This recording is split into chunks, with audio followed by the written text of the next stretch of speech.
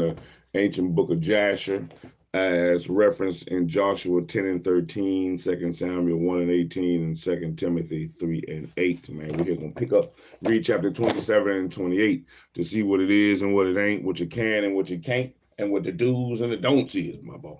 So, but first we're going to give praises and honor and glory to the Most High God by blowing up the trumpets. Go ahead, blow up the trumpet, man. Oh, Lord, blow it up. That was a good one. That was a good one. Do it again. Do it again. All right, let me do it. Yeah.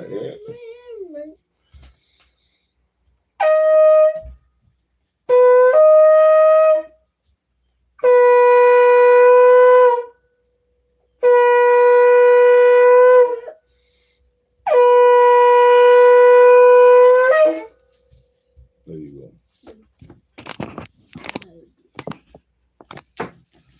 So, yeah, we're going to give praises, man. Give praises for another day you are allowed to open your eyes. So, praises to the Most High God should be given, man. Should be.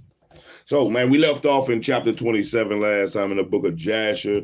Abraham had then died. Abraham died? Yes, sir. Abraham died. And since Abraham died, oh, Lord, it was a big old shindig because Abraham died. They gave him a big old burial. Now we're in chapter 27, and chapter 27 is the death of Nimrod. Ow. Right here. I thought it was here. No, we're going to read 27 and 28. The death of Nimrod. And Esau at that time, after the death of Abraham, frequently went in the field to hunt.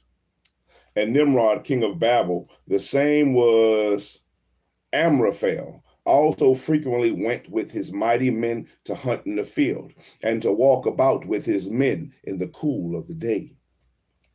And Nimrod was observing Esau all the days, for a jealousy was formed in the heart of Nimrod against Esau all the days. And on a certain day, Esau went in the field to hunt, and he found Nimrod walking in the wilderness with his two men. And all his mighty men and his people were with him in the wilderness, but they removed at the distance from him, and they went from him in different directions to hunt. And Esau concealed himself from Nimrod, and he lurked for him in the wilderness.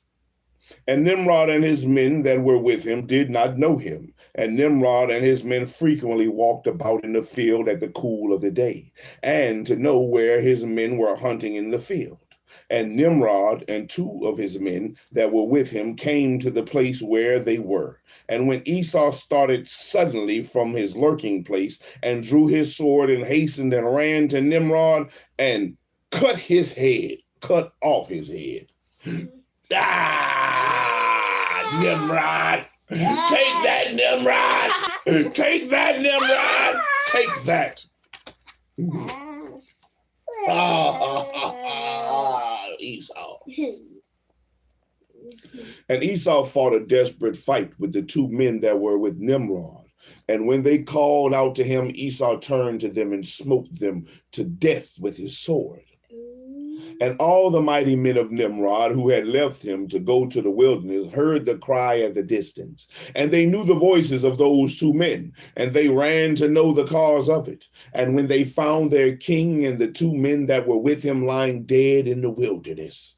And when Esau saw the mighty men of Nimrod coming at a distance, he fled and thereby escaped. And Esau took the valuable garments of Nimrod, which Nimrod's father had bequeathed to Nimrod, and with which Nimrod prevailed over the whole land. And he ran and concealed them in his house.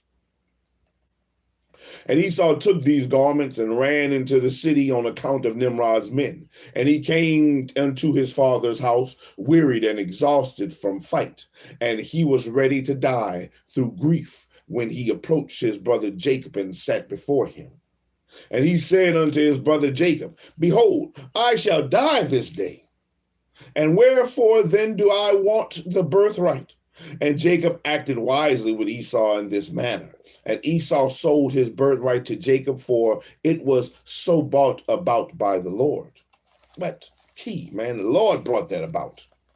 And Esau's portion in the cave of the field of Machpelah, which Abraham had bought bought from the children of Heth for the possession of the burial ground, Esau also sold to Jacob. And Jacob bought all this from his brother Esau for value given.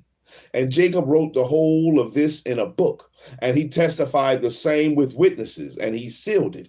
And the book remained in the hands of Jacob. Nimrod died.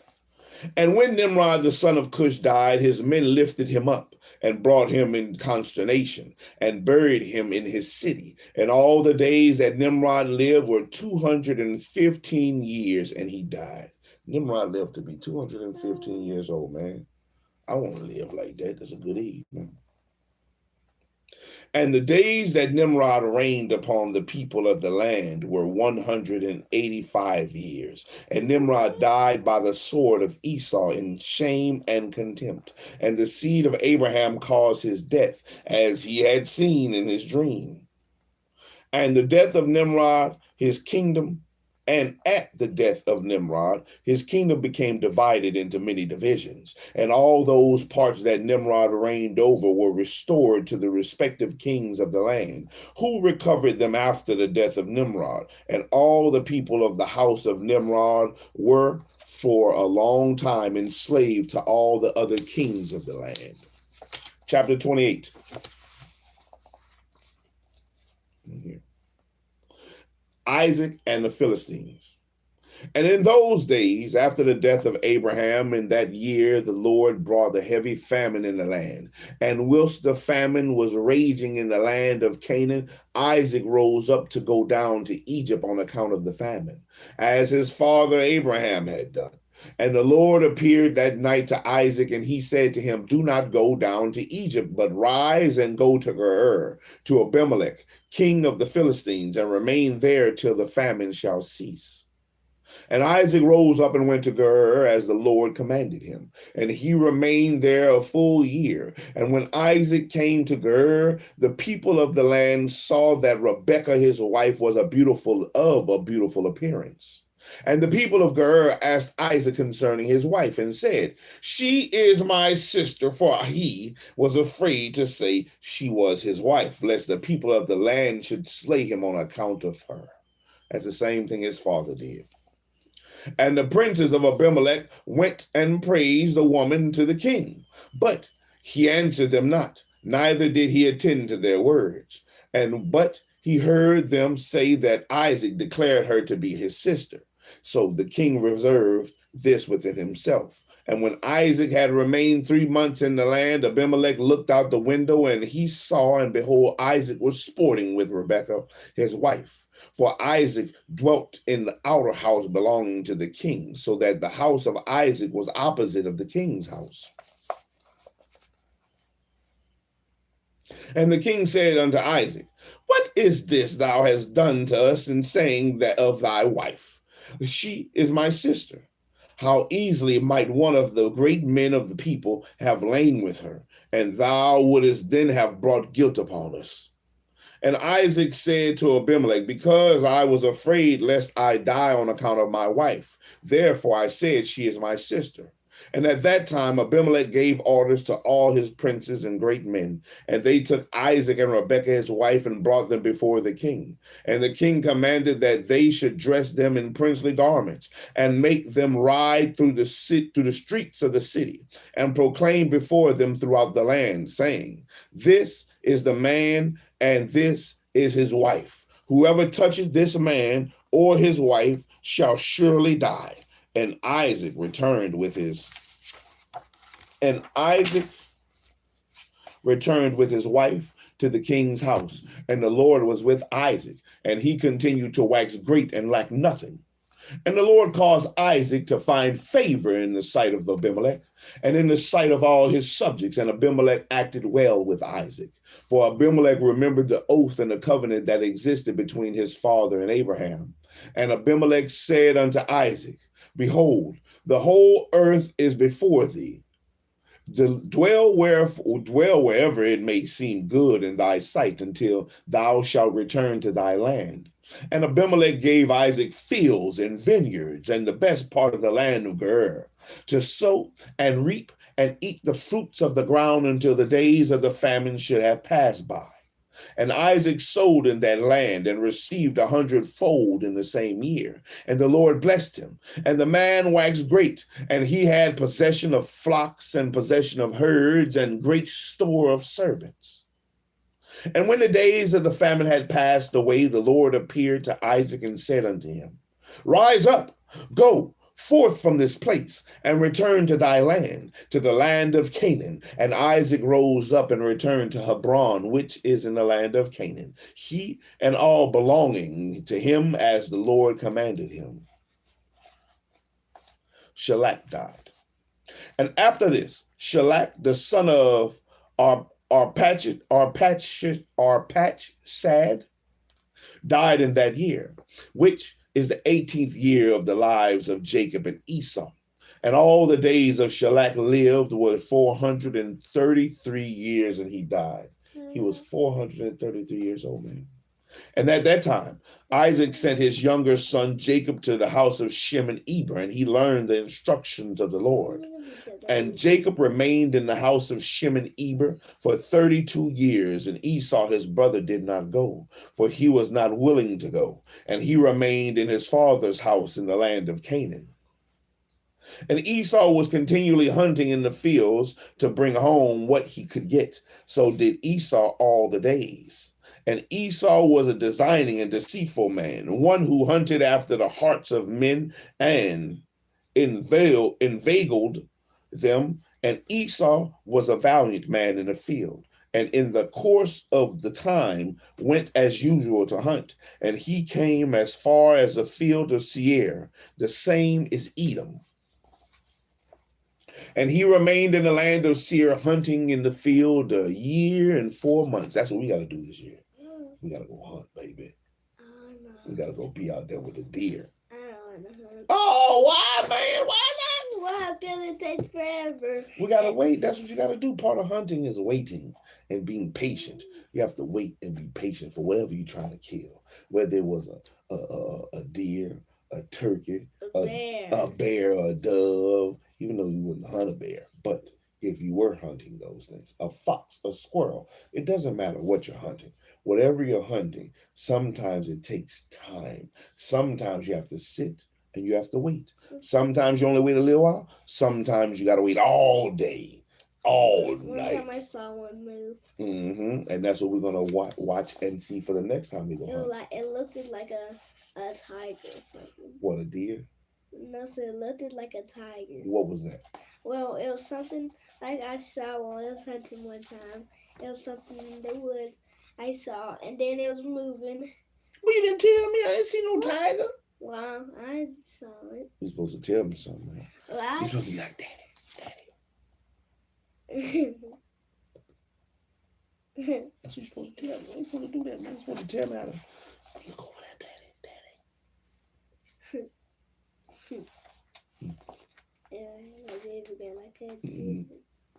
And Esau there saw the land of Seir and the daughter of a man of Canaan, and her name was Jehudith.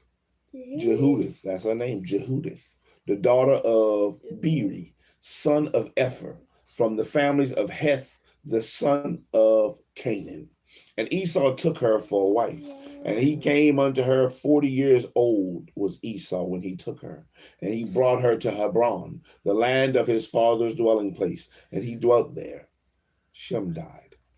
And it came to pass in those days, in the 110th year of the life of Isaac, that is in the 50th year of the life of Jacob. In that year died Shem, the son of Noah. Shem was 600 years old at his death. Shem was 600. 600. Maybe soon you to be that old. I know, man. That'll be live. And when Shem died, Jacob returned to his father, to Hebron, which is in the land of Canaan. How did Jacob then die? Jacob, it wasn't Jacob's time to die, man. Jacob's still young. Jacob, what did it say Jacob was? The 110, no. The 50th year. Jacob was 50 at this time. When Shem died, Jacob was 50. And in the 56th year of the life of Jacob, people came from Haran, and Rebekah was told concerning her brother Laban, the son of Bethuel, for the wife of Laban was barren in those days, and she bare no children, and also all his handmaids bare none to him. And the Lord afterward remembered Adonai, the wife of Laban, and she conceived and bare twin daughters. And Laban called the names of his daughters, the name of the elder Leah, and the name of the younger Rachel. Man, I did not know that. I did not know that they were twins. Leah and Rachel was twins. One was ugly and one wasn't. That was ugly? Yes, sir. In the Bible, that's how it say that Leah, one was pretty and the other one was ugly. You must have skipped that part. Leah and Rachel were twins. Why you mark all that stuff? Yes, I'm marking the things that's important. See, the fact that Leah and Rachel were twins, and Laban called the elder Leah, and the name of the younger was Rachel. See, Jacob wanted to marry Rachel. Jacob wanted Rachel, but Laban tricked him. Laban tricked him and made him marry Leah. Shalom, shalom. And those people came and told these things to Rebekah, and Rebekah rejoiced greatly that the Lord had visited her brother and that he had got children. Got him some children. He got him some children. Like, I got me some children. I got me some children like Laban. Well, that was chapter 27 and chapter 28 of the ancient book of Jasher. Yeah, Jasher. We stopped on, well, like a mosquito or something. We stopped on chapter 29, which is Jacob's deceit. But is it really a deceit is the question.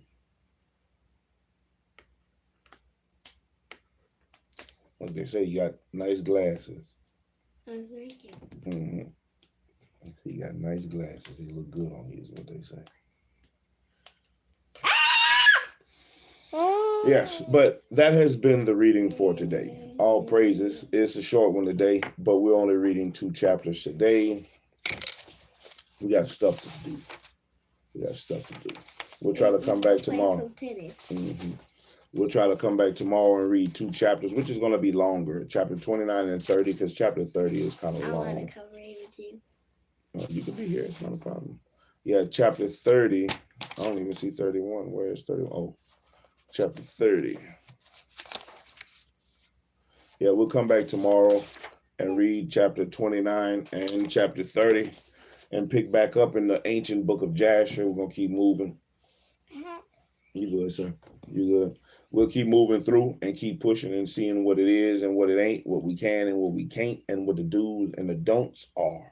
Because we have to seek the pages, man. We have to read here a little, there a little, line upon line, to seek and find the treasures that have been left behind, to help put comfort and faith in our mind.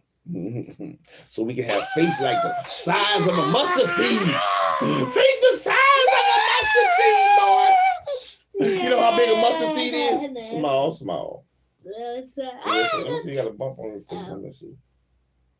But a mosquito, got a mosquito. Yeah, but hey, man, that was Rising Scripts for today. Thank y'all for showing up. Thank you for the likes. You know, all that there. Like, comment, subscribe, share. Tell you people, man, Shallow out here reading stuff, man. We reading stuff, trying to be better, trying to learn some stuff, man. Trying to get up on our knowledge. Come on, blow that trumpet, man. Blow that trumpet, man. Come blow that trumpet so we can give all praises to the Most High for being able to read.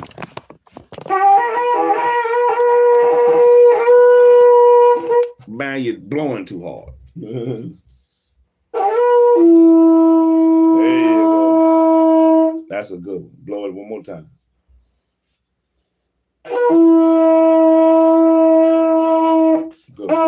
Good. Let me get it. Pick right here, boy.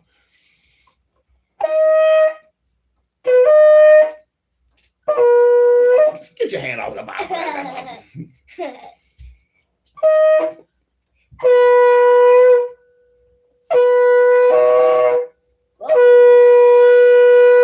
It's like it was crying.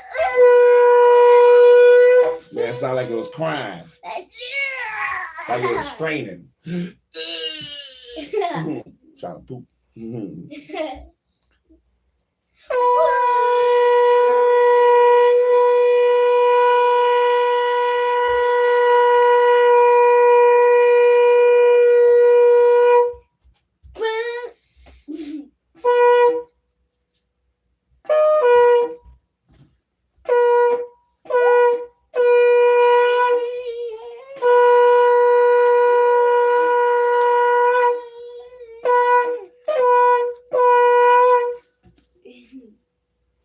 One more time. One more time, then we'll put it up.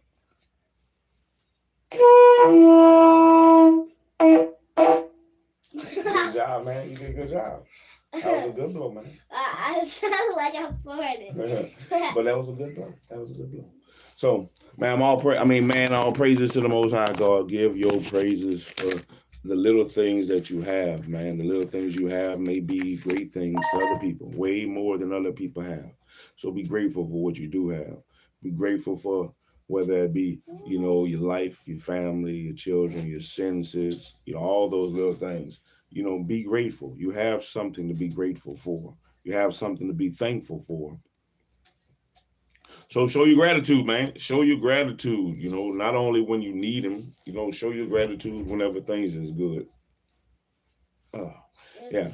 But until then, man, shalom. Shallow out. I'm shallow. I'm out here and shallow out, man. We'll catch you on the next go round, man. Shallow out.